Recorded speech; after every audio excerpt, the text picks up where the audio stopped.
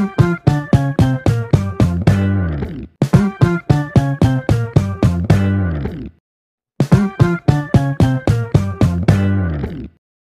தான் என்ன பேட்டி எடுக்க போகிறீங்களா? ஆமாங்க ஐயா. தம்பி பேர்? என் தம்பி பேர் நெப்போலியனுங்க ஐயா.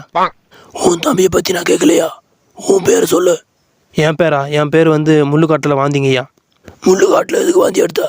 வீட்டில் எடுத்துக்கலாம்ல? ஐயா, தினமும் வீட்லேயே சாப்பிட்டு போர் அடிச்சிருச்சிங்க ஐயா.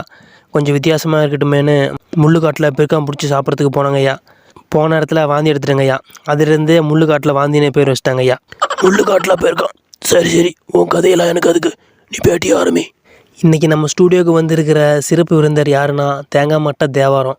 இவருக்கு நம்ம ஊரில் மட்டும் இல்லாமல் உலக அரங்கிலேயும் கிளைகள் இருக்குது. உனக்கெல்லாம் ஒரு வணக்கம். என்ன தம்பி சொல்கிறீங்க? வணக்கம்னு சொன்னங்க ஐயா. வணக்கம்.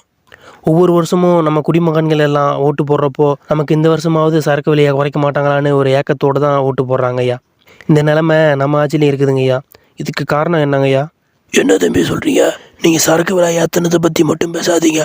சரக்கை கடையில் கொண்டு வந்து இறக்குறது ரொம்ப ஈஸி. ஆனால் அது உற்பத்தி பண்ணுறான் பாரு ஒருத்தன், அவனுக்கு தெரியும் அதோட வழி என்னன்னு. பாட்டிலை வாங்கி கீழே போட்டு உடைக்கிறது ரொம்ப ஈஸி தம்பி. ஆனால் அது உற்பத்தி பண்ணுறதுக்கு பின்னாடி எத்தனை பேர்த்தோட உழைப்பு இருக்குது தெரியுமா?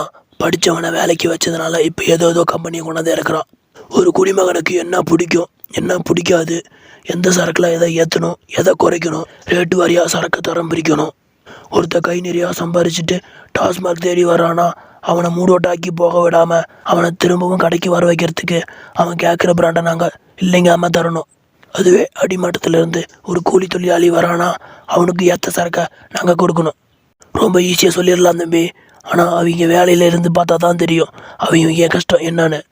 நீங்கள் சொல்கிற மாதிரி எந்த ஒரு பணக்கார வீட்டு பையனும் எந்த ஒரு மாடி வீடு வச்சுக்கிற பையனும் சாயங்காலம் ஆனால் டாஸ்மாகில் வந்து க்யூவில் நிற்கிறது இல்லை.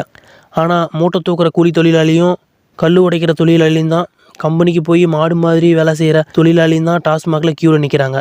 பல குடிமகன்களோட வயிறு இன்னமும் எரிஞ்சிட்டு தாங்க இருக்குது.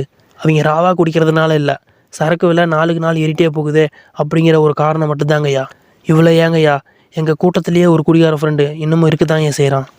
வேலையை முடிச்சுட்டு நேரமாக வாப்பா, கிடைக்கிற சரக்கை வாங்கிட்டு போப்பான்னு சொல்லுவாங்க. பர்ஸில் 10 பைசா அழினாலும் சரக்கு வாங்கி அடிச்சிடலாம்னு நினைக்கிறது முட்டாள்தனம். அதுக்கு என்னங்கய்யா பண்ணலாம்? ஜாயின் பண்ணிக்கோ.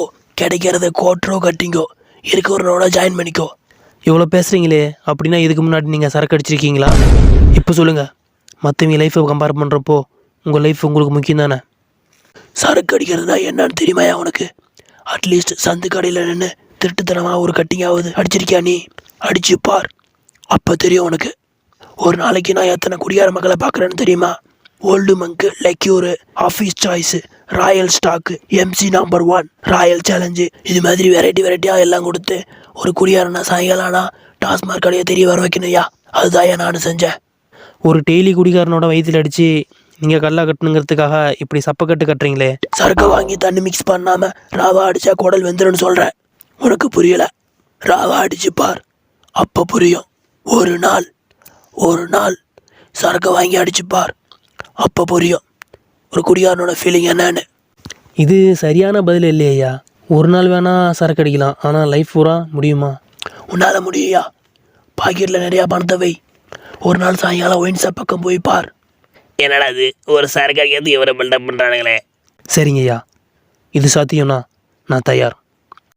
ஒரு நாள் நான் ஒயின் ஷாப் போய் சரக்கு அடித்து பார்க்குறேன்.